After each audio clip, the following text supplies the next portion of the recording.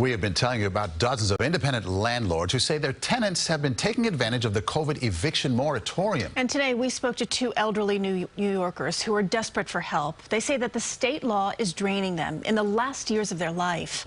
CBS 2's Natalie Duddridge reports. In December 2018, 94-year-old Ignatius Bill Pontano rented out his condo on Benson Avenue in Brooklyn, and the problems with his tenant started immediately. I see that you're having difficulty paying rent. You could stay a month free and then leave. And he says, I refuse to go. Pontano filed eviction paperwork, but it took months to make its way through the courts.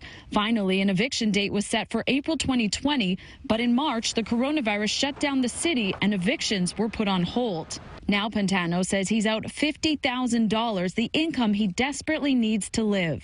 I'm a pretty healthy guy, and I ended up in a hospital because of this.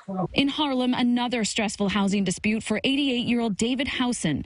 In the 1960s, he saved up to buy this 10-unit building on West 129th Street that his daughter Jessica now manages due to his worsening Alzheimer's. Issues with some tenants not paying rent began before the pandemic, but now they can't be evicted due to the moratorium. We have to unload the property because we're really destitute. We really have nothing now. At Governor Cuomo's daily briefing, we asked him about the thousands of evictions unrelated to COVID that have been paused. These are desperate landlords. They are wondering what they can do. Well, Natalie, the law is the law. You can't claim COVID hardship if you weren't paying rent before COVID. But attorneys we spoke with say there's a massive gap between what's being said and what's actually happening. The marshal's office basically were closed. I mean, they couldn't do anything for months. CBS 2 obtained emails from a sheriff's officer whose job it is to perform evictions. On June 29th, he wrote, "Unfortunately, our efforts to proceed with evictions have once again been put on hold." Another email written on October 14th says, "We need the go-ahead from the local powers that be."